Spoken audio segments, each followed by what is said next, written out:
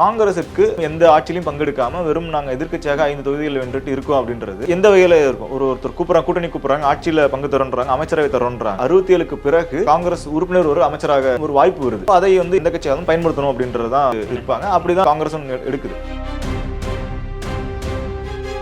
காங்கிரஸ் தேசிய அளவில் வச்ச கூட்டணி எல்லாமே எதிர்க்கட்சிகள் ஆளும் மாநிலங்கள்ல தான் கூட்டணி வச்சிருக்காங்க. அப்படிதான் திமுகவும் இருந்தது அந்த இடத்துல. இந்த முறை அந்த இடத்துல தாவேகா வந்திருக்கு. தாவேகா கூட கூட்டணி வைக்க வேண்டாம் அப்படின்னு சொல்வதற்கு காரணங்கள் கிடையாது. பாஜகவுடன் கூட்டணி இருந்தாங்க அல்லது மதவாத சக்திகளுடன் கூட்டணி இருக்காங்க அப்படின்னா அதை ஏன் வைக்கிறாங்கன்னு கேள்வி உள்ளாக்குறதுல ஒரு லாஜிக் இருக்கு. இங்க அப்படி ஒன்றும் கிடையாது.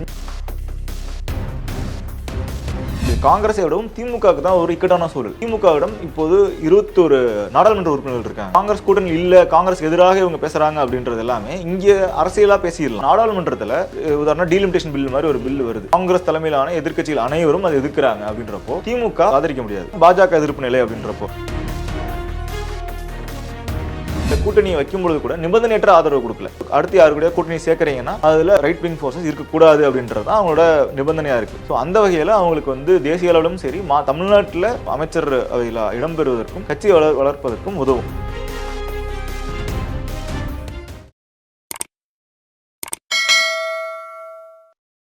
வணக்கம். வணக்கம். தாவேகாவுக்கு பெரும்பான்மை கிடைக்காம இருந்தது. எந்த கட்சியில் இருக்கக்கூடிய எம்எல்ஏக்கள் ஆதரவு கொடுக்க போறாங்க அப்படின்னு பெரிய எதிர்பார்ப்பு இருந்த நேரத்தில் சில கட்சிகளுக்கு விஜய் அவர்களே அழைப்பு விடுத்ததாக நம்ம செய்திகளில் பார்த்தோம். இப்போ காங்கிரஸ் எங்களுடைய ஆதரவை நாங்கள் தாவேகாவுக்கு கொடுக்குறோம் அப்படின்னு உறுதியாக சொல்லிட்டாங்க. இப்போது திமுக கூட இத்தனை வருஷமாக கூட்டணியில் இருந்துட்டு இப்போ கிட்டத்தட்ட 10 ஆண்டுகளுக்கும் மேலே இருந்த கூட்டணி முறிஞ்சிருக்குது. திமுகவை சேர்ந்தவங்க சமூக வலைதளங்களில் காட்டமாக எழுதுறதை பார்க்க முடியுது. முதுகில் குத்திட்டாங்க. இந்த மாதிரி இந்த அளவுக்கு உங்களுக்காக நாங்கள் பிரச்சனையில் நிறைய அந்த சுமையை நாங்கள் சுமந்தோம், ஆனால் இன்றைக்கி எங்களை இந்த மாதிரி விட்டு போயிட்டீங்க அப்படின்னு சொல்கிறாங்க. காங்கிரஸ் இந்த முடிவு எடுக்கிறதுக்கு என்ன காரணமாக இருக்கும்னு நீங்கள் நினைக்கிறீங்க?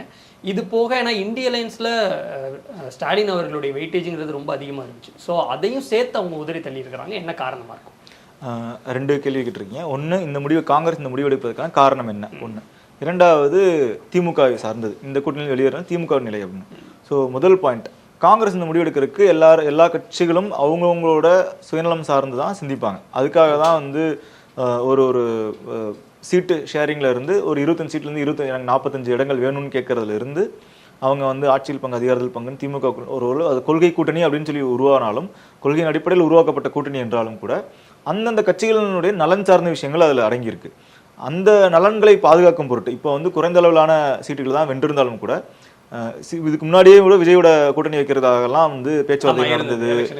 பிரவீன் சக்கரவர்த்தி அவர்கள் விஜய் சந்திச்சுட்டு போனாரு. அதற்கு பிறகுமே கூட இந்த கூட்டணி திமுக கூட்டணி முறிஞ்சிரும் அப்படின்ற அளவுக்கு போய் இறுதி நேரத்தில் முன்னாள் நிதியமைச்சர் சிதம்பரம் அவர்கள் ஒரு பேச்சுவார்த்தையில் ஈடுபட்டு ஒரு 3 தொகுதிகள் அதிகம் வாங்கி அதில் கூட்டணியை தக்க வச்சாங்க. அப்போது அந்தந்த கட்சிகள் நலன் சார்ந்து வரும்பொழுது காங்கிரஸிற்கு ஆதரவு கொடுக்காமல் இருப்பதை விட கொடுக்கும் பட்சத்தில் அதுக்கான ஆதாயம் அதிகம் இருக்குது. இப்போ வெறும் எந்த ஆட்சியிலையும் பங்கெடுக்காம வெறும் நாங்கள் எதிர்க்கட்சியாக 5 தொகுதிகள் வென்றுட்டு இருக்கோம் அப்படின்றது எந்த வகையில இருக்கும். ஒருத்தர் கூப்பிட்றாங்க, கூட்டணி கூப்பிட்றாங்க, ஆட்சியில் பங்கு தரோன்றாங்க, அமைச்சரவை தரோன்றாங்க. ஏறத்தாழ 67க்கு பிறகு காங்கிரஸ் முதல் முறையாக காங்கிரஸ் உறுப்பினர் ஒரு அமைச்சராக ஒரு வாய்ப்பு வருது. அதுவும் கடந்த முறை 18 எம்எல்ஏக்கள் ஜெயிச்சப்போ கிடைக்காத ஒரு வாய்ப்பு 5 எம்எல்ஏக்கள் இருக்கப்போ ஒரு வாய்ப்பு கிடைக்குது அப்படின்றப்போ அதை எந்த கட்சியாலும் பயன்படுத்தணும் அப்படின்றதான் இருப்பாங்க. அப்படிதான் காங்கிரஸும் எடுக்குது. அதுக்காக எல்லா கட்சிகளும் பயன்படுத்துவாங்கன்னு சொல்ல முடியாது. ஆனால் காங்கிரஸ் ஏறத்தாழ ஆட்சியில் இருந்த ஒரு கட்சி அப்படின்ற இடத்துல இருந்து அவங்க இந்த தேர்தலில் கூட்டணி பேச்சுவார்த்தையின் போதும் கூட அவங்களோட அந்த ஆதங்கம் வெளிப்பட்டுது. நாங்கள் 67 அமைச்சராக கூட யாரும் போகல, காங்கிரஸ் அமைச்சர் உள்ளே போகணும்னு நாங்கள் ஆசைப்பட மாட்டோமா அப்படின்னு. அப்போ நாங்கள் ஒரு 60 ஆண்டு காலம் 70 ஆண்டு காலம் ஏன் காங்கிரஸுக்காக வேலை பார்க்கும், இதெல்லா கேள்விகளையும் முன் வச்சுருந்தாங்க. ஸோ இது நம்பர் 1. நம்பர் 2, தேசிய அளவில் பார்க்கும் பொழுது காங்கிரஸுக்கு இது ஒரு வெறும் பின்னடைவாக இருக்க போகிறது கிடையாது. காங்கிரஸ் தேசிய அளவில் வச்ச கூட்டணி எல்லாமே எதிர்க்கட்சிகள் ஆளும் மாநிலங்களில் தான் எதிர்க்கட்சிகள் ஆளும் மாநிலங்களில் அந்த கட்சிகளோட தான் கூட்டணி வச்சிருக்காங்க. அப்படிதான் திமுகவும் இருந்தது அந்த இடத்துல. இந்த முறை அந்த இடத்துல தாவேகா வந்திருக்கு. தாவேகா கூட கூட்டணி வைக்க வேண்டாம் அப்படின்னு சொல்வதற்கு காரணங்கள் கிடையாது. பாஜகவுடன் கூட்டணி இருந்தாங்க அல்லது மதவாத சக்திகளுடன் கூட்டணியில் இருக்காங்க, ரைட் விங் ஃபோர்ஸோடு இருக்காங்க அப்படின்னா அதில் ஒரு லாஜிக் வைக்கிறதுல ஏன் வைக்கிறாங்கன்னு கேள்வி உள்ளாக்குறதுல ஒரு லாஜிக் இருக்கு. இங்கே அப்படி ஒன்றும் கிடையாது. இன்னொன்று, இந்த கூட்டணியை வைக்கும் பொழுது கூட நிபந்தனையற்ற ஆதரவு கொடுக்கல, ஒரு நிபந்தனை வச்சிருக்காங்க. நீங்க அந்த நிபந்தனை தான் முக்கியமான நிபந்தனை. நீங்க அடுத்து யாரு கூட கூட்டணி சேர்க்கறீங்கன்னா அதுல இந்த மாதிரியான ரைட் விங் ஃபோர்ஸஸ் இருக்கக்கூடாது அப்படின்றது தான் அவங்களோட நிபந்தனையா இருக்கு. ஸோ அந்த வகையில் அவங்களுக்கு தேசிய அளவிலும் சரி தமிழ்நாட்டில் அவங்க வந்து ஒரு அமைச்சராக இருக்கிறதுக்கும் அமைச்சர் அவையில் இடம்பெறுவதற்கும் கட்சி வளர்ப்பதற்கும் உதவும் காங்கிரஸுக்கு ஒன்று.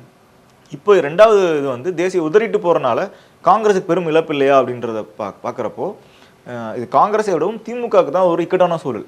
ஏன்னா திமுகவிடம் இப்போது 21 நாடாளுமன்ற உறுப்பினர்கள் இருக்காங்க. இப்போ காங்கிரஸ் கூட்டணி இல்லை, காங்கிரஸ்க்கு எதிராக இவங்க பேசுகிறாங்க அப்படின்றது எல்லாமே இங்கே அரசியலாக பேசிடலாம்.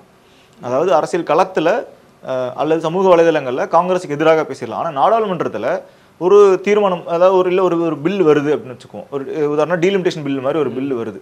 டீலிமிட்டேஷன் பில் வரும்பொழுது எதிர்க்கட்சிகள், அதாவது காங்கிரஸ் தலைமையிலான எதிர்க்கட்சிகள் அனைவரும் அதை எதிர்க்கிறாங்க. அப்படின்றப்போ திமுக அதை ஆதரிக்க முடியாது. திமுகவும் அதை எதிர்க்கிற இடத்துல தான் இருக்காங்க. ஏன்னா பாஜக எதிர்ப்பு நிலை அப்படின்றப்போ ஒருவேளை திமுக அதை ஆதரிக்குது அப்படின்னா அது அவங்க இது நாள் வரைக்கும் கட்டமைச்ச டெல்லி வர்சஸ் தமிழ்நாடுன்றதுலையும் சனாதன எதிர்ப்போ அல்லது வந்து இந்துத்துவ எதிர்ப்பு அப்படின்றதுல வந்து பின்வாங்குற மாதிரி இருக்கும். அப்போ காங்கிரஸை விடவும் திமுகவுக்கு தான் இது நெருக்கடி அதிகம். அங்கே போனால் கூட இது எந்த வகையிலையும் அவங்க வந்து அதை வந்து எதிர்ப்பு நிலை கடைபிடிக்கவே முடியாது. நாடாளுமன்றத்தில் காங்கிரஸுக்கு எதிராக அவங்க ஓட்டு போடாமல் வெளியே வந்தாலும் அது வந்து அவையில் இருக்க எண்ணிக்கையில் தான் நீங்கள் மெஜாரிட்டி எடுக்கணும். அப்போ அதுவும் வந்து மறைமுகமாக பாஜகவுக்கு ஆதரவை கொடுக்கும். அங்கே இருந்துட்டு அப்ஸ்டெயின் பண்ணலாம், அதுவும் மறைமுகமாக பாஜகவுக்கு தான் ஆதரவை கொடுக்கும். அப்போ உங்களுக்கு வேறு வழியே இல்லை. டீலிமிட்டேஷன் மாதிரியோ அல்லது எதிர்க்கட்சிகள் எதிர்க்கும் எந்த மாதிரியான பில்லு வந்தாலும் அதை திமுகவும் எதிர்க்க வேண்டிய நிலையில் தான் இருக்காங்க. ஸோ அதை எதிர்ப்பாங்களா இல்லை எதிர்க்காம வேற என்ன ஆப்ஷன் இருக்குது அவங்களுக்கு அப்படின்றது தான் இப்போ இருக்க ஒரு கிரிட்டிக்கல் இஷ்யூ ஒன்று. இன்னொன்று இதில் மூன்றாவது, காங்கிரஸ் வந்து அப்படி முற்றிலுமாக உதறி தள்ளிட்டு போனாங்களா அப்படின்னு பார்த்தா இப்போதைக்கு தேர்தலுக்காக அந்த கூட்டணியோட அங்கம் வைக்கிறாங்க. உதாரணத்துக்கு இப்போ தாவேக்காவுடன் அங்கம் வைக்கிறாங்க. ஆனால் இதே தான் மாநிலத்தில் தேசிய அளவில் பார்த்தோம்னா இது தமிழகத்துக்கு மட்டும் வந்து தனித்துவமானது காங்கிரஸுக்குன்னு பார்க்க முடியாது. ஏன்னா கேரளாவில் பார்க்குறப்போ கேரளாவில் வந்து மாநில அளவில் இடதுசாரிகளுடன் எதிர்நிலையில் தான் இருக்காங்க. இங்கே வெஸ்ட் பெங்காலில் பார்க்குறப்போ மாநில அளவில் டிஎம்சி எதிராக தான் இருந்தாங்க கடந்த தேர்தல் வரைக்கும்.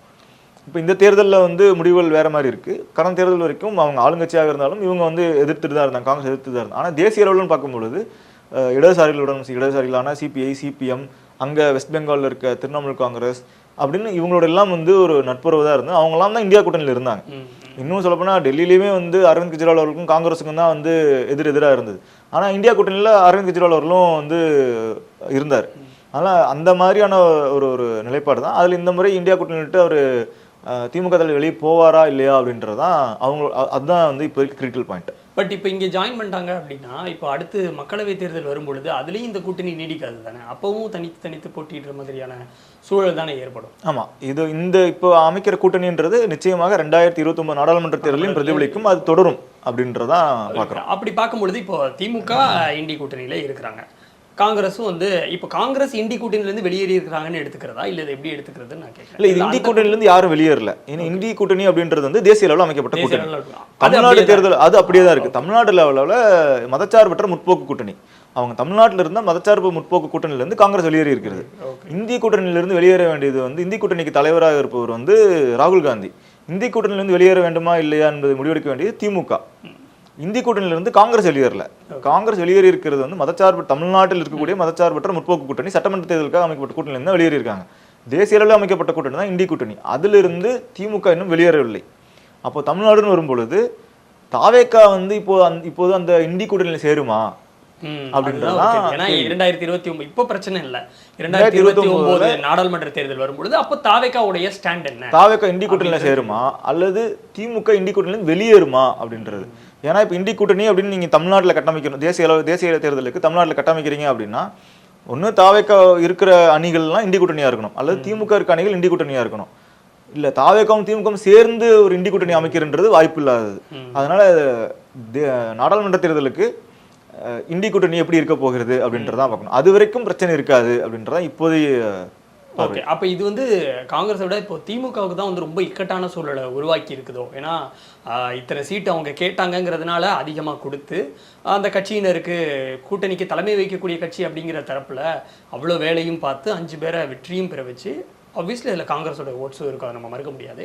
பட் இப்போ அவங்க வெளியே போயிட்டாங்க அப்படிங்கிற பட்சத்தில் ஒரு பக்கம் அது ஒரு இழப்பு. இப்போது நாடாளுமன்ற தேர்தலையும் நம்ம என்ன ஸ்டாண்ட் எடுக்க போகிறோம் அப்படிங்கிறதே ஒரு குழப்பமான நிலையில் திமுகவை ஒரு இக்கட்டான சூழ்நிலையில் தள்ளிட்டாங்களா காங்கிரஸ்? திமுக வந்து இக்கட்டான சூழலில் இருக்கான்னு தள்ளிட்டாங்கன்னு கேட்டால் உண்மை.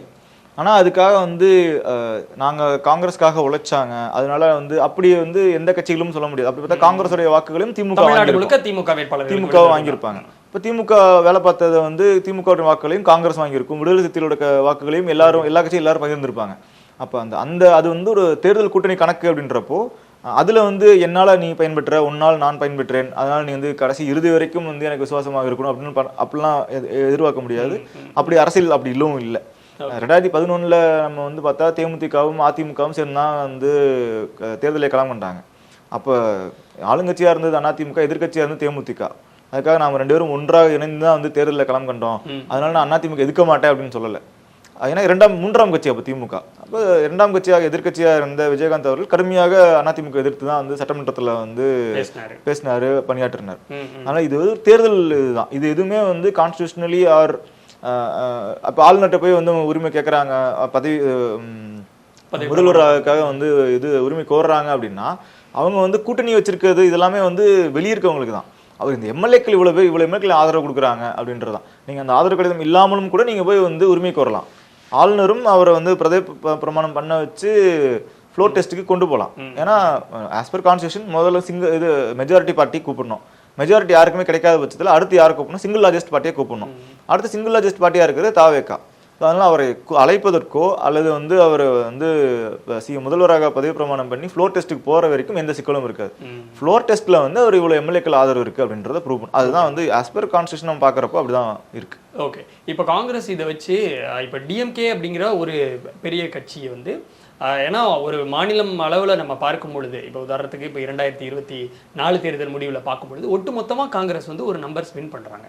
அதில் எந்த மாநிலத்திலிருந்து அதிக நம்பர்ஸ் அவங்களுக்கு வந்து வந்திருக்குது அப்படின்னு பார்க்கும்பொழுது கூட்டணி வைஸாகவும் சரி காங்கிரஸ்க்கு மட்டுமே பார்க்கும்போது தமிழ்நாடு வந்து அந்தளவுக்கு அவங்களுக்கு வந்து ஒரு நல்ல ஸ்டேச்சரை கொடுக்குறாங்க. ராகுல் காந்தி அவர்களும் ஸ்டாலின் அவர்களும் அண்ணன் தம்பி போல இருந்தது எல்லாத்தையுமே நம்ம பார்த்தோம். இப்போ இப்படி இருக்கிற சூழ்நிலையில் திமுக மாதிரியான ஒரு பெரிய கட்சியை வந்து விட்டுட்டு நான் தாவேகா அப்படின்னு போகிறது இன்னைக்கு இட்ஸ் ஓகே. பட் 2029 தேர்தலையும் இதே முடிவை எடுத்தால் அது அவங்களுக்கு பின்னடைவாக வராதா? இல்லை அவங்க விஜய் வச்சு வேற பிளான் போடுறாங்களா? இந்த தாவேகா இந்த வாக்குகளை வச்சு கூட நம்ம எம்பி ஆகிக்கலாம், இல்லை விஜய் அவர்களுடைய முகத்தை வச்சு நம்ம கேரளாலையும் வந்து ஸ்கோர் பண்ணிக்கலாம், அந்த மாதிரி பிளான் போடுறாங்களா? இல்லை, இது ரெண்டுமே வந்து வாய்ப்பு இருக்கு. ஒன்று வந்து ஸ்டாலின் அவர்களோட ஸ்டேச்சர் திமுக தலைவர் என்ற முறையில் அவர் தமிழகத்தில் மட்டும் கிடையாது, இந்த இந்தியா கூட்டணியில் அவர் அங்கம் வகிக்கிறது அப்படின்றது தேசிய அளவில் வந்து அவர் ஒரு ஸ்டேட்ஸ்மேன், அவர் ஒரு ஆளுமையாக தான் பார்க்கப்பட்டார். பாஜக எதிர்ப்பு நிலை கடைபிடிக்கிறதுல இருந்து இந்த தொகுதி மறுவரை பில்லை வந்து தேர்தல் காலத்திலையும் கூட தேர்தல்லாம் எங்களுக்கு 2ஆம் பட்சம் தான், எங்களுக்கு மாநில உரிமை தான் முதல் அப்படின்னு சொல்லி வெகுமெண்ட்டாக வந்து போராட்டம் பண்ணதில் முதல் முக்கிய இடம் எடுத்தது வந்து தமிழ்நாடு முதல்வர், முன்னாள் தமிழ்நாடு முதல்வர் திமுக தலைவர் ஸ்டாலின் அவர்கள் தான். ஸோ அப்படி இருக்க ஸ்டாச்சரில் இருக்கவர் விட்டுட்டு நீங்கள் போகிறீங்க அப்படின்றப்போ இது வந்து வெறும் தமிழ்நாடுல அந்த ஐடியாலஜிக்கல் லீனிங்ஸ் வந்து தமிழ்நாட்டோட மட்டும் பார்க்கப்படாது, அது தேசிய அளவில் அதுக்கான ரெப்ரகஷன்ஸ் இருக்கும் ஒன்று. ஆனால் தமிழக அளவில் தாவேக்காவால் அவர்கள் பயனடைவாங்க அப்படின்னு நம்புறது வந்து இன்றைய நிலையிலேருந்து பார்க்குறப்போ அது வாய்ப்பு இருக்குது. ஒருவேளை திமுக கூட்டணியில் இருக்கும் பொழுது அவங்களுக்கு வந்து 10 சீட்டுகள் கொடுத்துருந்துருக்கலாம். வரப்போகிற தேர்தலில் ஒருவேளை திமுக ஆட்சிக்கு வந்திருந்தால், பெரும்பான்மையிடம் வந்திருந்தால், இன்னும் அந்த காங்கிரஸோடைய பெர்ஃபார்மன்ஸ் கம்மியாக இருக்கிறனால சீட்டுகள் குறைச்சிருந்துருக்கலாம். ஆனால் இப்போ தாவேக்காக்கு போகும்பொழுது ஒருவேளை 20 தொகுதிகளில் போட்டியிடலாம், இல்லை 25 தொகுதிகள் தாவேக்கா இருக்குது, 15 தொகுதிகள். அதாவது கடந்த முறை அவங்க போட்டியிட்டதை விடவும் 1 தொகுதி 2 தொகுதி வந்தாலுமே அது அவர்களுக்கு லாபம் தான். அப்போ வெற்றி வாய்ப்பும் இப்போ இருக்க அரசியல் சூழல் கள சூழலை பார்க்குறப்போ வெற்றி வாய்ப்புகள் கொஞ்சம் அதிகமாக இருக்குது. இந்த 3 வருஷத்தில் தாவேக்காவுடைய செயல்பாடுகள் எப்படி இருக்குது, அதன் மீது அதிருப்திகள் வருமா இல்லைன்னா காத்திருந்து தான் நம்ம பார்க்கணும். ஓகே, இப்போ 2029 தேர்தலுக்கு என்ன பண்ண போறாங்க அப்படிங்கிறது இந்த திமுக, தாவேகா, காங்கிரஸ் இந்த 3 கட்சிகளுமே ஏன்னா இப்போ கூட்டணி கிட்டத்தட்ட மிஸ்மேட்ச் ஆனதுனால 2029 தேர்தலை எப்படி எதிர்கொள்ள போறோம் அப்படிங்கிற ஒரு கிளியர் மேண்டேட் இது வரைக்கும் 3 கட்சிகளுமே கொடுக்கல. அதை பத்தி யோசிக்கவே இல்லையா அவங்க? அப்புறம் பார்த்துக்கலாங்கிற ஸ்டேட்ல இருக்கு. 2029 கணக்கில் வைக்காம இதை நகர்த்தியிருக்க மாட்டாங்க. அதனாலதான் தேசிய அளவுல இருந்து அந்த முடிவு எடுக்காம நேற்று காங்கிரஸின் கூட்டத்தை எடுத்துட்டோம்னா காங்கிரஸ் மாநிலத்தில் தமிழ்நாடு காங்கிரஸ் கமிட்டியின் கூட்டம் நடக்குது. அந்த கூட்டத்தில் அவங்க எந்த இறுதி முடிவும் எடுக்காம இதை வந்து தேசிய தலைமைக்கு அந்த அதிகாரத்தை கொடுக்குறோன்னு தீர்மானத்தை போட்டு தேசிய தலைமைக்கு அனுப்பிடுறாங்க. தேசிய தலைமையில் இருக்க பொதுச்செயலர் அவங்க எல்லாரும் என்ன பண்றாங்க, அவங்க என்ன சொல்றாங்க, இது வந்து மக்கள் வந்து ஒரு மேண்டேட்டை கொடுத்துருக்காங்க, நீங்க அந்த மேண்டேட்டுக்கு மதிப்பளிச்சு அதற்கு ஏற்றாற்போல் நீங்கள் ஒரு முடிவெடுங்கன்னு சொல்லி திரும்பவும் மாநிலத்துக்குள்ள தள்ளி அனுப்பி விட்டுறாங்க. அப்போ மாநில கமிட்டி திரும்பவும் நைட்டு வந்து இவங்கெல்லாம் கூடி இப்போ வீடியோ கான்ஃபரன்ஸில் வந்து ஒரு முடிவெடுத்து அங்கே தான் தீர்மானம் நிறைவேற்றுறாங்க. இந்த மாதிரி ஆதரவு தெரிவிப்பது அப்படின்ற நைட்டு 10:30 மணிக்கு அந்த மீட்டிங் ஆரம்பிக்குது. அது 11:30-12 மணி வரைக்கும் நடக்கும். அந்த மீட்டிங்ல தான் அவங்க வந்து முடிவு எடுக்கிறாங்க. ஸோ இப்போ திரும்பவும் தேசிய தலைமை வந்து அந்த முடிவு எடுக்கல. மாநில அரசியலுக்கு ஏற்றாற்போல் மாநில தலைமை தான் அந்த முடிவு எடுத்திருக்கு. இப்போ 2029ன்னு வரும்பொழுது அவங்க காங்கிரஸ் வந்து தாவேகா கூட்டணிலாம் தொடருவாங்க, ஏன்னா ஆட்சியில் பங்கெடுக்க போறப்போ. ஆனா தேசிய அளவுல வந்து திமுகவின் ஆதரவு தேவைப்படும் அப்படின்றனால அவங்க அது ஓப்பன்லேயே வச்சிருக்காங்க அந்த சேனல் அப்படின்னு தான் புரிஞ்சுக்க முடியுது. அப்படி பார்த்தாலும் இந்த 3 கட்சிகளும் ஒன்னா சேர்ந்து அந்த தேர்தலை எதிர்கொள்ள முடியாது தானே? திமுக, தாவேகா, காங்கிரஸ் இந்த 3 கட்சிகளும் சேர்ந்து நாடாளுமன்ற தேர்தலில் ஒன்னா ஒரே கூட்டணியில இருந்து எதிர்கொள்ள முடியாது. அப்ப யாராவது ஒருத்தர் வெளியே தான் போகணுமா அப்படின்னு கேட்கறேன். தனித்தனியா போட்டிட்டு போறாங்க. இப்போ ஒருவேளை தாவேகா கூட்டணியில காங்கிரஸ் இருக்குன்னா தாவேகா கூட்டணியுடன் காங்கிரஸ் இருந்து கொள்ளட்டும் மாநில அளவுல. மாநில அளவுல வந்து திமுக தனியா இருந்து கொள்ளட்டும், மற்ற கட்சிகள் இருந்துகிட்டும். ஒருவேளை வந்து ஒரு உதாரணத்துக்கு 40 தொகுதிகளில் திமுக வந்து 20 தொகுதிகளையும் தாவேகா கூட்டணி திமுக கூட்டணி 20 தொகுதிகளையும் தாவேகா கூட்டணி 20 தொகுதிகளையும் வர்றாங்க அப்படின்னா இந்த 40 நாடாளுமன்ற உறுப்பினர்களும் பாஜக ஆதரவா போக மாட்டாங்கல்ல. தேசிய அளவில் வரும்பொழுது வந்து அப்போ அது காங்கிரஸுக்கு ஆதரவான ஒரு நிலை தான் இருக்கும். இப்போ கேரளாவில் இருக்காங்க, கேரளாவில் இருக்க 20 சீட்டு 25 சீட்டுனாலும் மொத்த நாடாளுமன்ற உறுப்பினர்களும் ஒரே ஒரு நாடாளுமன்றம் மட்டும் தான் பாஜக நாடாளுமன்ற உறுப்பினர் அவர் அமைச்சராக்குனாங்க. மற்ற எல்லோரும் வந்து எதிர்க்கட்சி வரிசையில் தானே இருக்காங்க. அப்போ அங்கே மாநிலத்தில் வந்து காங்கிரஸ்க்கு எதிராக தான் போட்டி விட்டு இருப்பாங்க, காங்கிரஸ் கம்யூனிஸ்டுக்கு எதிராக தான் போட்டிட்டு இருந்திருப்பாங்க. ஆனால் நாடாளுமன்றம்னு வரும்பொழுது எதிர்க்கட்சின்னு வரும்பொழுது ராகுல் காந்தியோட ஸ்டாண்டை தானே வந்து இடதுசாரிகளும் அங்கே ஆதரிக்கிறாங்க.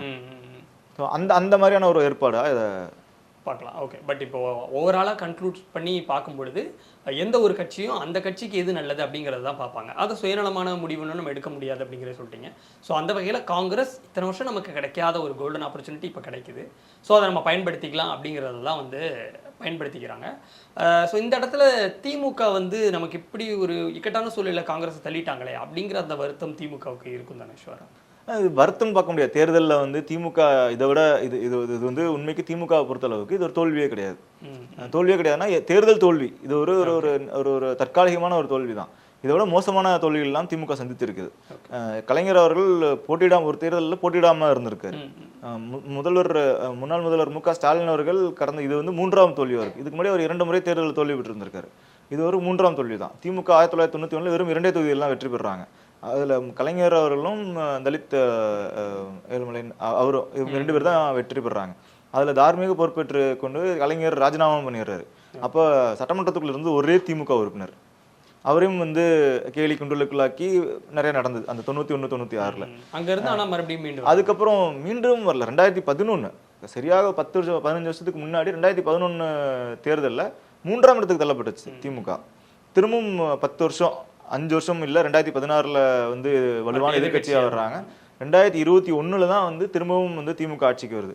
அதனால இது வந்து ஒரு பெரிய செட்பேக், இது ஒரு வருத்தம் அப்படின்னு திமுக வந்து ஆண்ட வருடங்களை விட எதிர்கட்சி வரிசையில் அமர்ந்த வருடங்கள் தான் அதிகம் இப்போ வரைக்கும்.